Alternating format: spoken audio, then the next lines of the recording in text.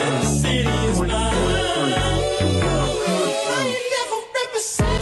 there, and welcome back to the Financial Focus Podcast. I'm your host, Michael Scott Forehand. And today we're going to be discussing one of my favorite subjects, creating long-term financial strategies that focus on efficiency, control, tax advantages, and legacy. One of the challenges I see every day in retirement planning is that most people have spent their entire lives accumulating money without ever being taught how to distribute it efficiently.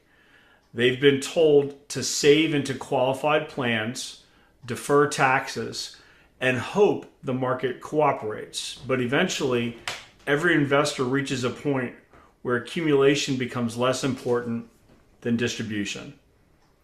Unfortunately, oftentimes that means they've created a tax bomb that they had no intention to do, and now it becomes a problem. From this point, the question really needs to become, how do you access your money without creating unnecessary taxation? How to avoid that tax bomb? How do you create income without running out of assets? How do you maintain control while protecting your family and leaving a legacy? These are not simple questions, and they're certainly not questions that can be answered with one financial product. As many of our listeners know, I'm a strong believer in the strategic use of cash value life insurance when it's properly designed and properly implemented.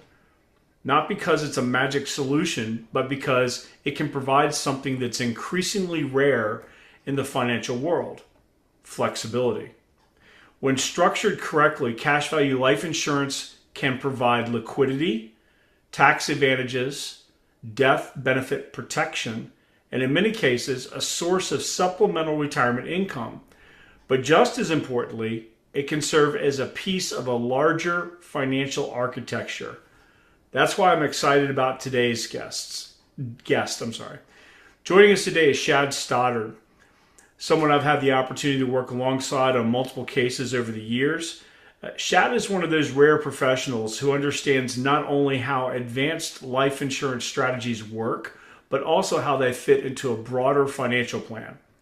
He's spent years helping clients create tax-efficient distribution strategies, leveraging the power of properly designed indexed universal life policies, and integrating them with other financial planning tools to help families maximize their financial position.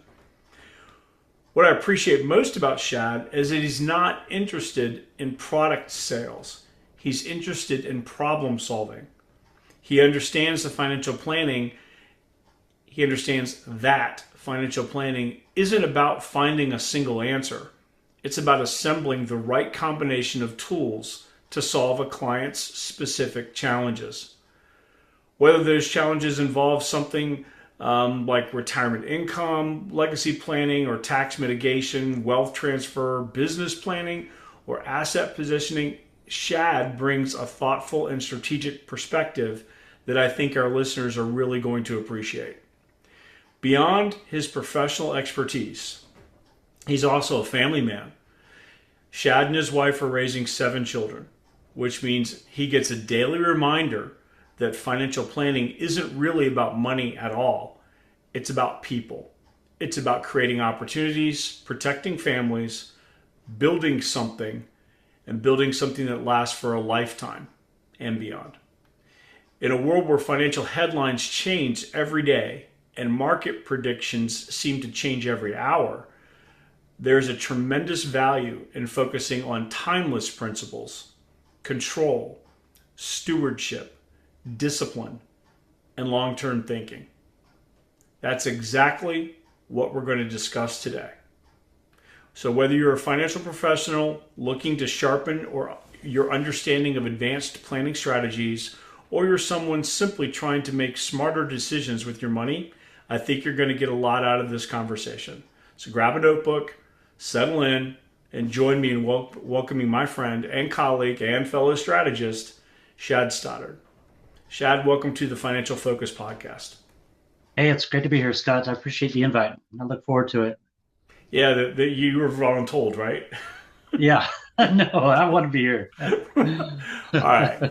So and we had a brief conversation before this, and I really appreciate you spending time and taking time out of your day to be here. So first things first, a little bit of background. So for those that don't know you, tell us a little bit about your background and how you found your way into the financial services industry. Yeah, so my path to the financial services industry was a windy one. So I started out and got a degree in sociology and realized that that would do nothing for me. And so went on to a master's degree at The Ohio State University in labor and human resources. You said And Michigan? no, no. As a matter of fact, for those of you who are in Michigan, I'll need a separate application to work with anyone from Michigan. Right, right. All No, right. the Ohio State University. Yeah, so labor and human resources, and that got me recruited by Shell Oil. So I spent a lot of my career, about 15 years, with oil and gas, and in the human resources realm. And so um, you may wonder how that pivots into financial services, and it was a windy road, as I said. My brother is in this industry and at this company that I work with, and it just so happened that, as fate would have it, I got connected through him and got connected to a strategy that I believe in wholeheartedly, and the rest is kind of history. Now I'm helping people, and I view myself, because of my human resources background, it was in leadership development and kind of training. And so my approach to things is more from, hey, let's learn about this, right? Let's understand this together, rather than a sales approach of, hey, look at this new and shiny, right? Let's understand what's going to be helpful for you, and once we have that understanding, let's get there together. Right. So you and your wife are raising seven children. Wow. We are. And you're a person of faith. So how has being a father and a person of faith influenced the way you think about financial planning, wealth creation, and legacy? Yeah. So in terms of raising a family, so they're always on my mind, right? So for a family is top of mind. I consider it my sacred responsibility to make sure that they have what they need and that they are taught. My wife does a better job of teaching them those correct principles, and I'm there to back her up. And I fund the whole thing. But whenever I personally consider, places where I put my money, or what I'm doing with my finances, it's always with that in mind. How is the decisions that I'm making now going to affect my family in the near future and in the beyond, right? So when you think of legacy, it's not only going to affect me, the decisions that I make, but it's going to affect, my children, my grandchildren, and so on. Right So on. it always plays a piece of that. In terms of my faith, I always go back to the parable of the talent, right? So growing wealth is not a spectator sport. We can't bury what we have in the ground and then expect it to one day blossom and be something that is more than what we had just put into the ground. It's something that takes caring and growth and effort, right? So in terms of faith, that's that's where I pull my paradigm in terms of looking at finances. Okay. Um, let's see. One of the concepts we discussed in creating tax exempt or tax advantage strategies um, um, is retirement income. So it's not traditional financial planning is really focused on accumulation and growth. It's not really focused on distribution. So part of what we're doing here with some of the tools that we use is really it's diversifying. So what do you believe? Um, why do you believe tax diversification is becoming increasingly important for retirees? Yeah, I think you mentioned a lot of this at the beginning, kind of the introduction, but I think a lot of us have been in this mindset of, okay, I'm saving for retirement, and whether that's through a 401k or something, all I need to do is put my money away somewhere. And then at the end of that, everything's going to work out all right. Right. Well, that's increasingly not becoming the case because things change, right? Markets changes, laws change. There's different things that are out there. And so I don't think we can be in that same mindset of, hey, I just can chunk something away. It doesn't matter what it's in. I'm going to be okay down the road. What we're seeing is that if we are to fast forward and go down the road, that we're oftentimes putting ourselves in a precarious situation where we've done what we were supposed to do, right? And we did our due diligence and we did put things away. But based on the choices that we make, we are now in retirement and we're realizing that, hey, what I put away and now I'm receiving, I'm going to get taxed on. And so it puts me in a different situation where I thought I was going to be fine, but the things that I put my money into, I now set myself up for, like you mentioned, a tax bomb, or Yeah. things that are going to limit the spending of the amount that I'm able to spend because of the decisions that I made on the front end. So I think it's should be an important part of the conversation and should be an increasingly higher portion of the conversation. So that kind of leads me right into the next question. What are some of the biggest mistakes you see people make when they're trying to build a retirement income plan? Yeah, so I think a lot of people think that their retirement plan is something that they build, take great care in building, and then they set it as a train on a track and it continues and it goes, right? And then we're optimistic that it's going to arrive on time We at the hope. right station, right? At the right station with the right amount of brakes and right amount of speed, right? And I think people who have that mindset of, okay, I planned and now it's that plan is in motion, may find themselves when they arrive either at the wrong station or the train stops 300 miles before the station that they wanted to get off at, or find themselves in a bit of a lurch. And so rather than going with this train mindset, to borrow the wisdom of Mike Tyson, everyone has a plan until they get punched in the face, right? Right. Life throws punches, the government throws punches, laws Right. throws punches. And so I think one of the biggest mistakes is thinking that, all right, I've done my planning at the beginning and now my train's going to ride off into the sunset and it's going to take me to where I need to be. I think we Right. need to, So here's a couple of real quick questions. yeah. Do you think taxes are going to stay the same?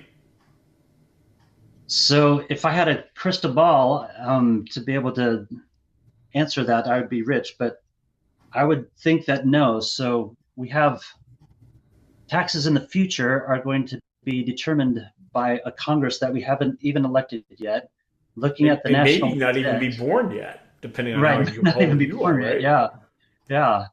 So we look at the Okay. national debt that's continuing to Yep. go, We and have how's that 39, going to be right? funded? I think I saw it Yeah, earlier today. We have 39 trillion. yeah. Yeah, we And have so, crossed that we have reached that place where our national debt now is more than our GDP. wow, it's amazing. Yeah. So all those lead me to believe. So I don't have a crystal ball, but if the And of data is course, correct, Congress is going to smarten up and they're going to stop spending money, right? you'd like to think that, wouldn't you? Right. All right. So if we don't think that taxes are going to stay the same, and that means it's going to go up or down. If we don't think they're going down, that means they're only going up. And because we don't know and nobody has a crystal ball that works in the future, I have no idea how much money I'm going to be paying on taxes. So when you look at traditional financial planning technique, when we're looking at trying to engineer 5 or 6% gain per year with a distribution of 4 or 5% per year, even that is not going to be enough. Not No, really. And yeah, so if someone in their 40s or 50s realizes that they're behind in retirement savings, which is about the time people start thinking about it, okay, What are some practical steps they can take to improve their situation from your perspective? Yeah, yeah. So I'm one of those people, right? I'm in my 40s and 50s, so I'm 50 now, just turned 50. And if I were the assumption that I had was, all right, if I chunk money away, right, I'll be able to have money in retirement and be in a lower tax bracket, so I won't be hit with those taxes. So let me chunk my money away in my 401k. What people don't realize is that to have $100,000 a year to live off of, how much do you have in an account to be able to have that $100,000 a year? And people are surprised to learn that it's close to $4 to $5 million, right? Well, I don't have that, didn't have that, and so I myself was, worried about, when you think of legacy, how's that going to work out? I'm just going to be working for, the rest of my life until I can't move anymore. But that's why I got into these alternative strategies, and that's another reason why you have to have kind of a bob and weave strategy instead of that train strategy when you look at retirement, because there's things that come up, both good things and bad things, right, in terms of different tax laws, but also good strategies and products that you may not be aware of that aren't mainstream but alternative. And that's what I put my money into, is one of these alternative uh, strategies involving IULs, involving life insurance. So, yeah, Okay, so let me do this. Right now, we're in a relatively volatile market. Would you agree? yeah, yep. Okay. And do you think it's probable that the market's going to become significantly less volatile anytime soon? No, Okay. no, So if the general rule of thumb is that the market is volatile and is going to maintain volatility, that's really, really difficult to plan a strategy where market volatility is ignored. You can't.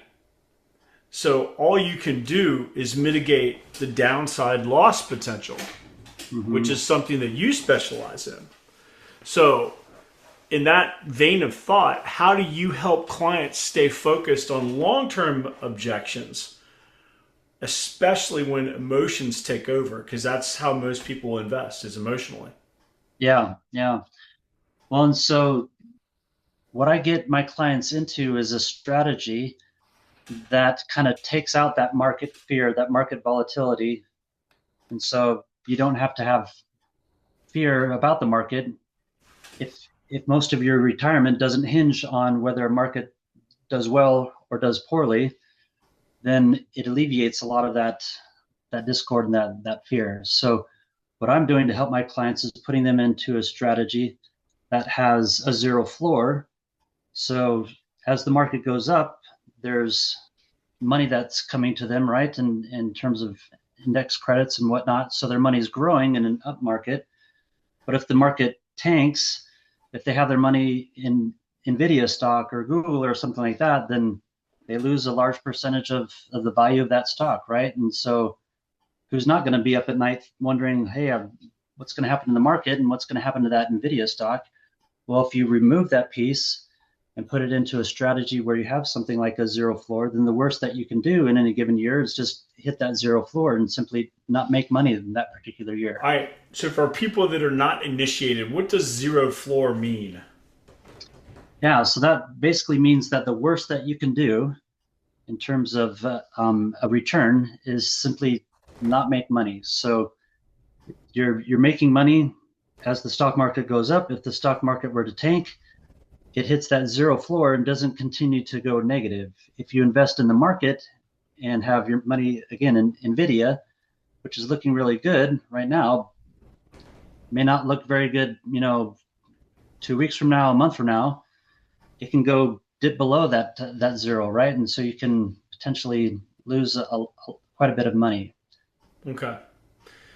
So when everything's said and done, what do you hope your clients, your children, and the people that you've you've impacted will say about the legacy that Shad Stoddard left behind? Well, I hope that that they would say that Shad embodied some Christ-like attributes and loved everyone, first off, but that I'm also hoping that my children, for example, will be able to say, I'm able to live this lifestyle and do this thing because my father had some foresight and was able to put me in a position to do these things. Right on. Love it. So we're at the end, Shad. If you could give one piece of financial advice to every American family listening today, regardless of income level or net worth, what would you say? What advice would you give? Yeah, my advice would be to ask questions and to not be a spectator, but an active participant in your planning. And so utilize your resources, your advisors, whether they're financial advisors or tax advisors. Be active. Don't have that train mentality of setting it on the track and hoping for the best, even though the bridge is blown out, you know, Love it. in 500 miles. Yep. So be active. And I would say also be open to alternatives. So a lot of times we put our mind is set on one thing and we think that that is the only thing that is available or the way to go. There's a lot of different things out there that can put you in a good situation and put you on a better track. But you have to be open to it and you have to learn and ask good questions. That's it. So for everybody out there, you've been listening to Shad Stoddard here on the Financial Focus, and we'll see you next time. Thank you so much for coming, Shad. Thank you. Loved it.